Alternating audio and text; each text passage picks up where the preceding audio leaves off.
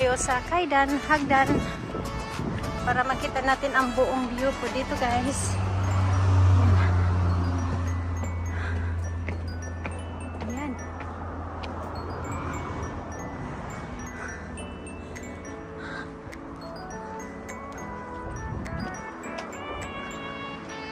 Ayan po. Ito lang po. Ayan, dito tayo. Hindi pala siya kataasan guys. Dito lang po siya. So, nanita ka ko na yun Umuta tori. Ayan po guys. Akala ko mataas si Juan. Tapos papatong tayo dito. At ganyan lang po ang makikita. Mas okay pa sa baba. At punta tayo doon banda guys.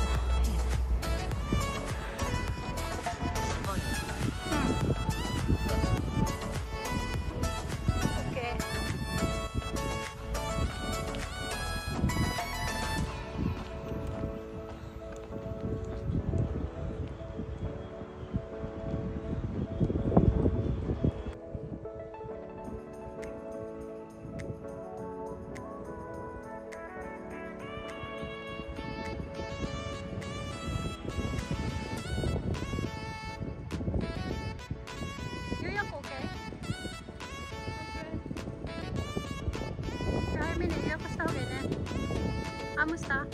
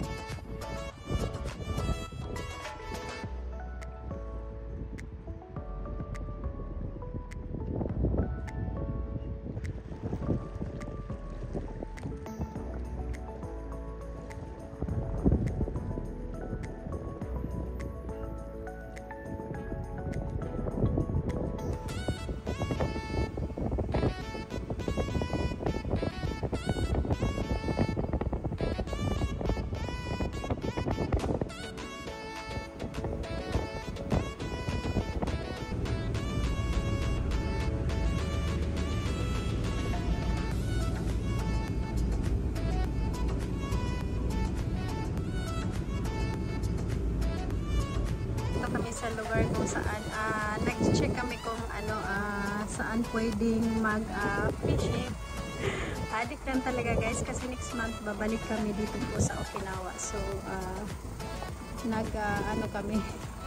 nag-road trip tapos tingin-tingin sa mga tabi-tabi kung saan pwede mag-fishing. Tapos tinitingnan namin dito kung may isda. Tapos guys may naka-stop na car. At ayan, mag-fishing sila guys. Papakita ko sa kita yan. Ayan guys, so ayan. Para mag-fishing sila. Diba?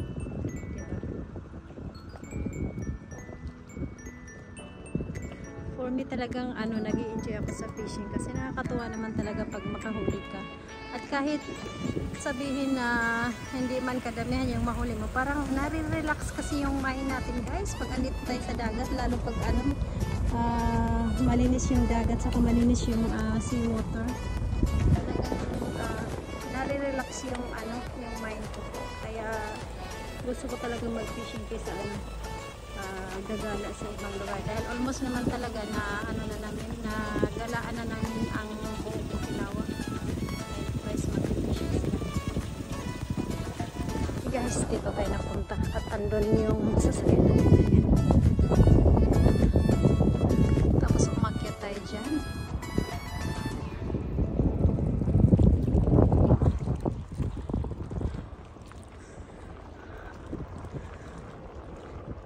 Ilang beses na kami napunta dito sa Okinawa guys, pero ngayon lang talaga yung bakasyon namin na almost yung time namin nasa dagat.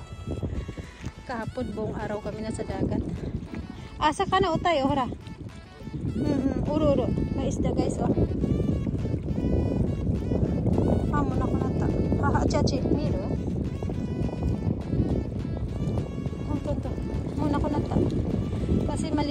seawater guys, kaya makikita mo talaga yung ano pag may isda. Ayan. Tsaka tama lang po ang weather guys, nasa 24 degree. Ang hangin is malamig. Masarap po sa ano, pakiramdam. Ayan guys, may nag-fishing doon isa. Ayan, isa. Tapos meron dito isa yan. Tapos dito naman banda is may isa din. Ayan.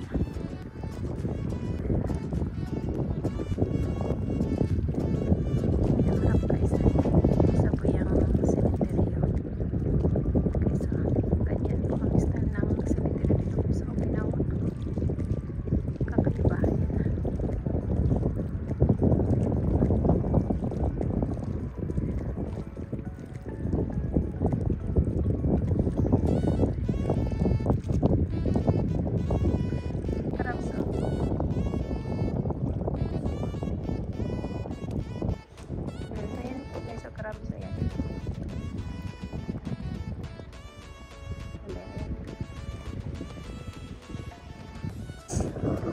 Nakarating na kami sa dulo. Ako mo kiko uro ne sa kana mite. Huga oy, ang daming isda guys. Baka babalik kami dito next month kasi nga nag-ano kami, hahanap kami ng lugar kung saan pwedeng mag-fishing. Ayan. Ayan. Dito na po ang pinakadulo. Ayan. Hindi siya pwede dito guys, so natatakot siyang matang sa bato na to kasi unbalanced daw siya. Ito up, kering. Wah! Kani ipa uro. Oh, ang daming crabs dito, maliliit oh. Kung nakapaalang ako, takot ako sa ano kasi nakashoes. Ang daming crabs guys eh. Asay, so maano dito guys, mababaw. Hindi pwedeng like us na hindi naman professional sa pag-fishing. Ayan, hindi professional sa pag-fishing. So, hindi kami pwede dito. Kasi 100% sasabit agad yung ano, yung buhok mo dyan sa ano, kasi may mapatay. Tingnan na lang natin next month. Balik na tayo sa sakyan dahil wala na po tayong oras. Dahil ang flight natin is 7 o'clock. Sa oras ngayon is 7 na po in the afternoon. At bubiyahe pa tayo papuntang airport.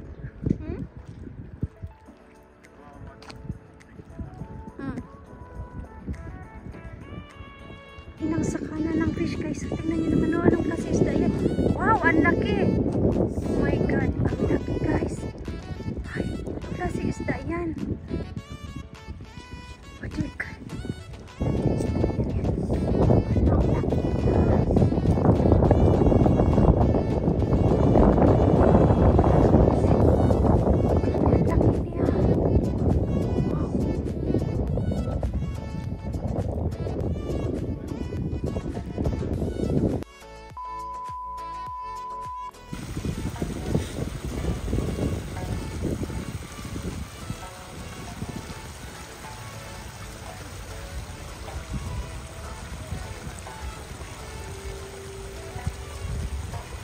Iko kay ari janai? Jimbe. Jimbe dito. Ha. Ha.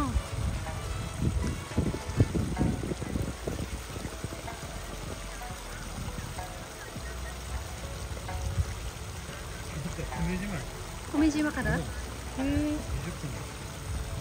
Ayan guys, galing po yan ng Kumijima Island. 20 minutes lang po ang layo. Ayan po. Jimbisang na ano, na airplane.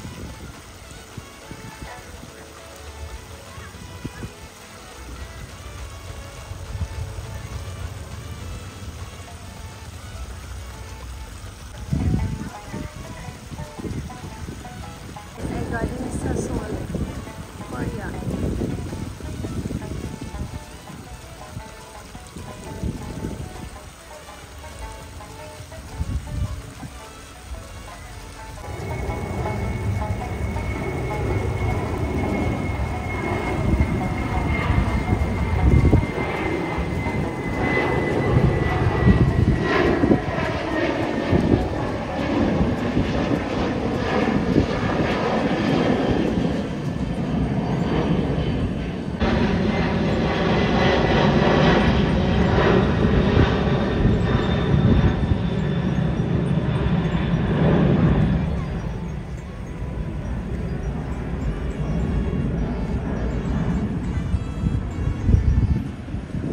guys, andito tayo uli.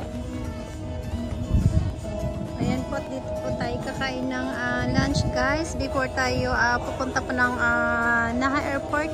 Kasi ngayon po ang balik natin, pabalik po ng Fuga. Ayan po guys. At ang oras po ng flight namin is 7 o'clock. At may oras pa naman dahil 3:45 pa po ng tanghali guys. As usual, madaming tao po dito guys. At maganda po ang lugar dito guys kasi makakapture mo ng malinaw yung mga airplane na papalanding at patake po doon banda. Pero kakain mo na tayo. Tapos fries guys. Guys, may kaka-take off lang po na aeroplano. Ayan.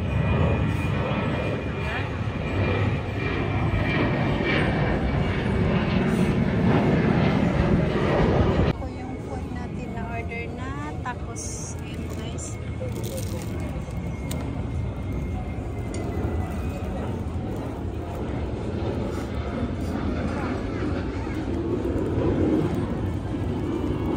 Guys, ang order natin na may potato with cheese. Ayan. Sa kanya may avocado yung taco rice niya. Sa akin wala.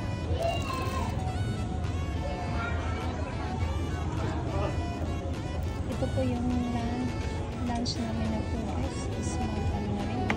4 o'clock. 3:55 na po ng tanghali. Ayan, kain po tayo.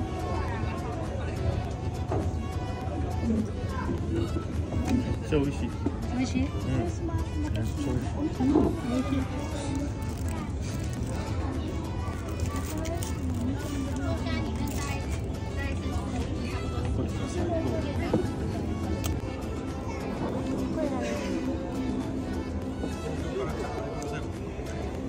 Ito pala guys ay galing Tokyo Haneda na Boeing 777. Ayan.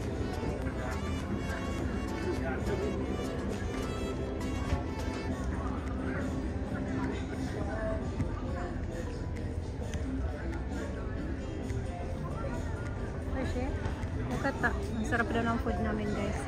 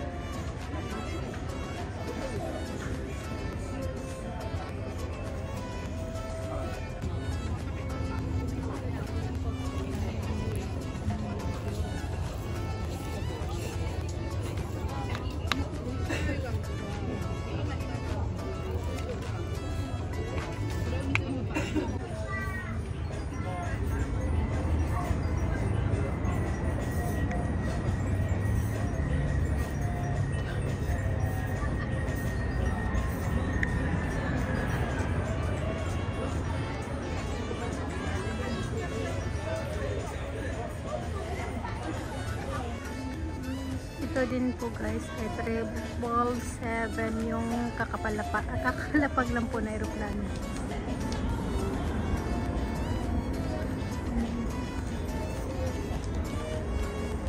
And guys, madami pong mga ano dito. Ayan po, saan kaya ang Filipina flag dito? Hanapin natin ha kung saan. Ay, wala. Ayan pala guys, oh, Philippine flag. Ayan, nakita ko sa gitna. Po ang pambansang flag ng Pilipinas. Ayan, nakita ko din. Ayan po.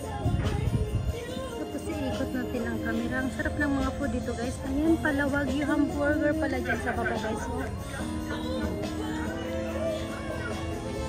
Magkakahalaga po lang 350, 5,000 yen. Wagyu kasi guys, kaya mahal. Ay kamahalan, siguro masarap guys. Hindi masyadong tao. Tapos Tapos ayan po, andyan pa rin po ang 777. Ayan, Boeing 777. Ayan guys, tapos na po tayong kumain ng lunch at iikot lang tayo saglit.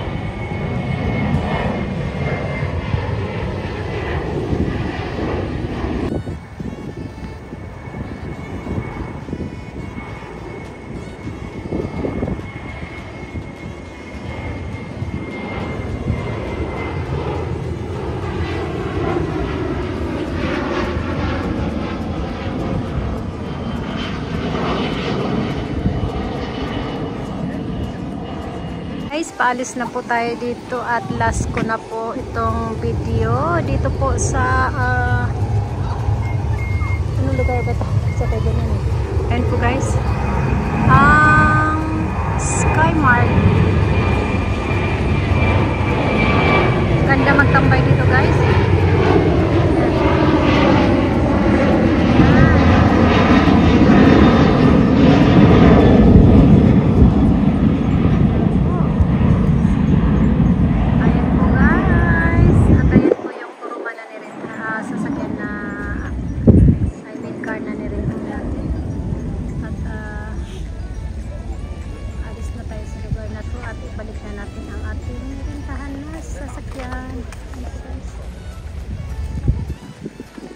Napaka-swerte dahil nga po maganda ang panahon. Chimbisang. Ayan guys, ang puno Miro no Hikoke Chimbisang. Ayan pala guys, antayin na lang natin ang last na papalipad na aeroplano. Guys, ang Chimbisang napapatik off na po. Ayan.